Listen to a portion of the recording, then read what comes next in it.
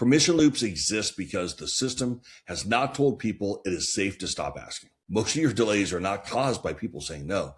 They are caused by people being uncertain whether they are allowed to say yes. Empowerment is not a speech. It is architecture. You cannot ask people to be decisive in a system that has made decision authority ambiguous.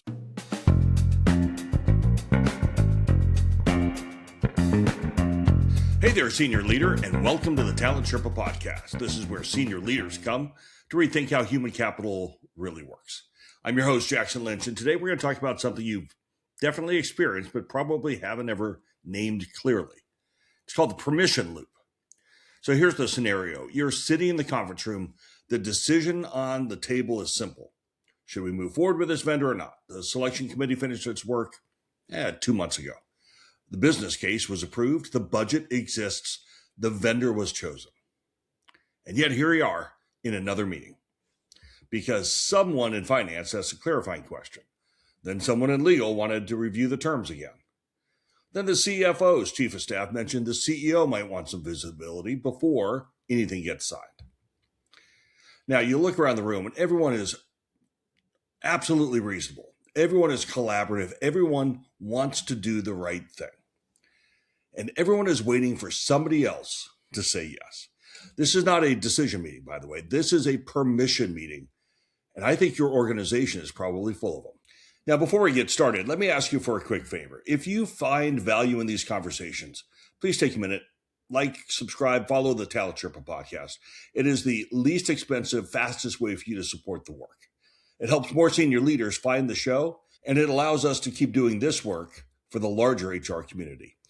And by the way, if you want to go deeper on topics like this, I write about decision architecture and mandate clarity and the structural forces that shape CHRO effectiveness. It's over at the Talent Sherpa podcast. It's free, it's weekly, and it's designed for senior leaders who want to see the system clearly. You can find it at talentsherpa.substack.com, or you can find it over on my main website at www.mytalentsherpa.com. All right, let's get into it. Here is what this looks like in real organizations. A director needs to decide whether to backfill an open role or redistribute the work. She knows the team is stretched. She knows the budget exists. She knows waiting will cost the business. She knows what the answer is. But she does not know if this is her decision to make. Because the last time someone at her level made a hiring call without executive visibility, they were asked in a leadership meeting why they hadn't escalated. It was framed as a question, but it landed as a correction. I'm sure you felt this before. So now she doesn't know if the rule is director's own hiring decisions or director's own hiring decisions unless someone more senior wishes they had been consulted. Those are two different rules. They produce different systems. So she schedules a meeting with her VP. The VP agrees that the role should be backfilled, but suggests running it by the business unit president since headcount is a sensitive topic right now. The business unit president mentions it in the executive team meeting as an FYI, which of course is a bad idea because the CEO asked a clarifying question about whether this is the right time to be adding headcount. And now the CFO wants to understand the budget implications. Now somebody's building a deck. The decision at this point has touched 6 layers. It's consumed 3 weeks. Not one person thought it was a bad idea. No one blocked it. No one vetoed it. No one said no. Everyone agreed. The decision blocked itself because the system never defined the boundary. And here's what happens next. The director learns. She learns that the safe move is not to decide. Instead, she starts escalating early. She learns that the cost of asking permission is a few days of delay. The cost of not asking permission is really bad visibility in an executive meeting. So the next time she escalates earlier. The time after that, earlier still. The system is teaching her not to decide. She's not alone. Across the organization, hundreds of people are learning the exact same lesson. The system is training them to seek permission instead of exercise judgment, even though one of the values posters says ownership. Now, it's training them to optimize for stakeholder management instead of business outcomes. That's bad. So here's the trap that most leaders fall into. They diagnose this as a culture problem. They say, we need to move faster. We need to empower people. We need to trust our leaders to make decisions. We need to break down silos. you know what? These are all symptoms. They're not causes. The actual problem is, as you might guess, structural. The organization has not defined who holds decision rights, under what conditions, and with what irreversibility. When decision rights are unclear, rational actors do the only thing that makes sense in an ambiguous system. They seek cover. They loop in stakeholders. They schedule alignment meetings. Oh God, those are the worst meetings. They escalate sideways, not even upwards, and they build consensus before they build conviction. It's not because they lack courage, but the system has made clarity way more dangerous than delay. Okay, here's the second trap. Leaders respond by calling for empowerment. They gather the team and say, I want you to own this. I trust you to decide. Stop asking for permission. Just do it. Everyone in the room nods. Everyone agrees. Everyone leaves inspired. Nothing changes. Because empowerment is not a speech. It is a grant of authority with defined boundaries, explicit escalation criteria, and known consequences. Without that architecture, empowerment becomes an instruction to guess. And in a system where guessing wrong is visible and guessing right is expected, people stop guessing. They start socializing. The decision doesn't get made, it gets staffed. So let me walk you through the mechanism that sustains this pattern.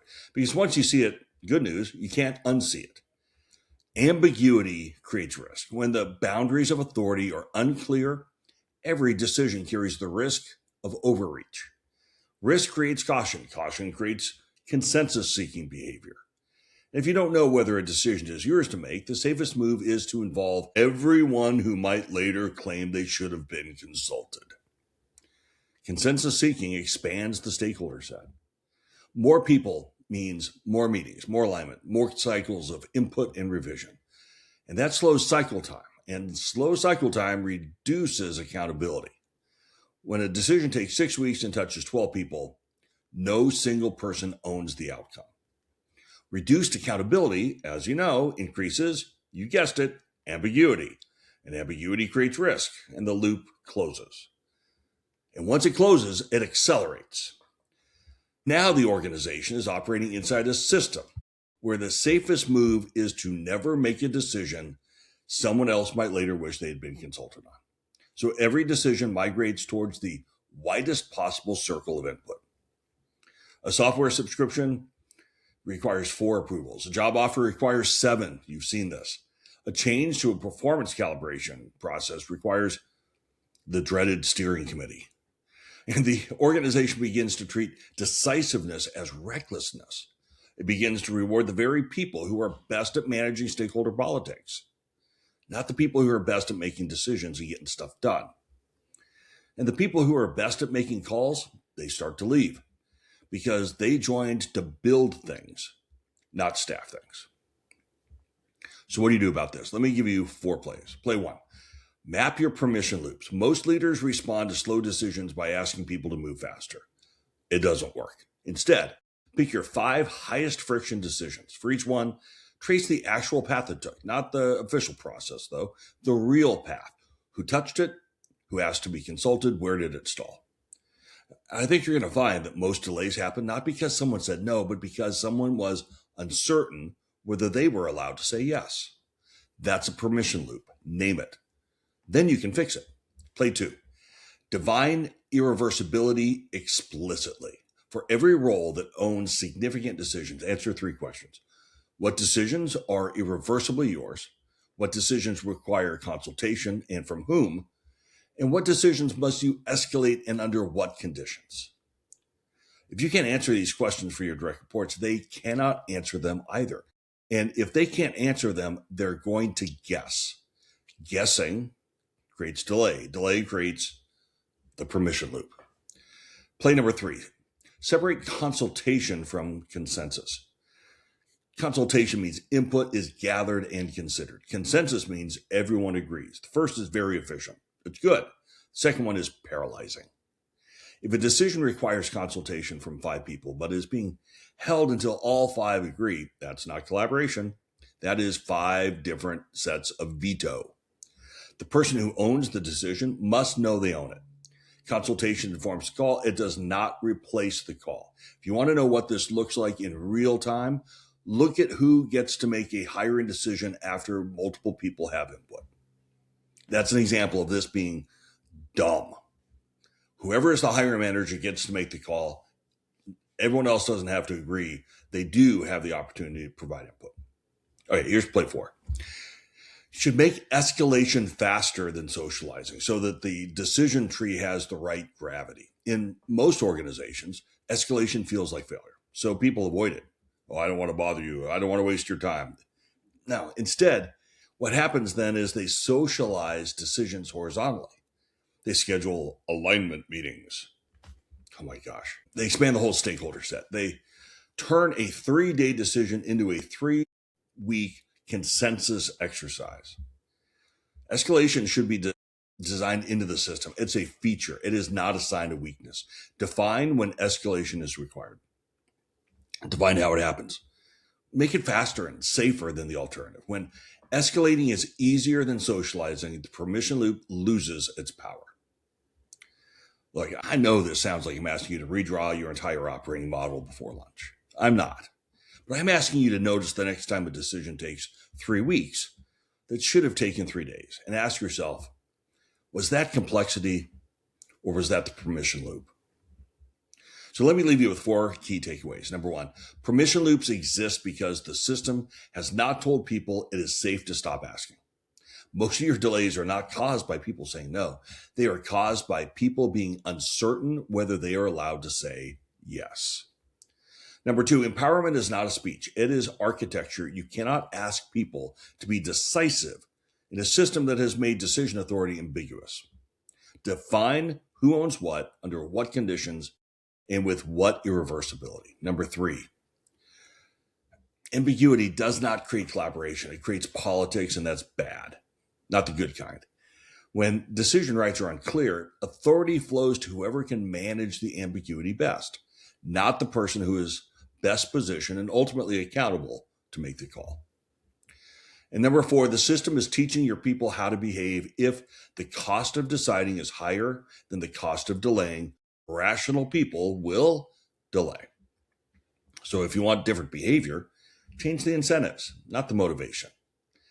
And if there's one thing I want you to carry out of this episode, it's this. Your organization is slow because they have made it costly to decide and cheap to delay. You can fix this.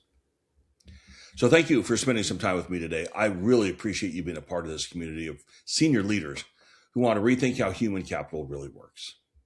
And I want to shout out this week to Maria from Sao Paulo. And thank you for listening, whether you are tuning in from Portland or Helsinki. This community keeps growing, and that's because of you. Now, if you're thinking about how to apply this in your own situation, let me point you to a couple of resources. If role clarity is where you want to start, and it usually is, check out getpropulsion.ai. They have AI teammates that enable your leadership to focus on the work that actually drives business outcomes. And if you're a first-time CHRO or you're preparing to step into the role, I'd love to work with you. We have built practical tools to help you make an impact from day one. You can find everything over at mytalentsherpa.com and the best-selling Substack at talentsherpa.substack.com. And until next time, keep raising the bar.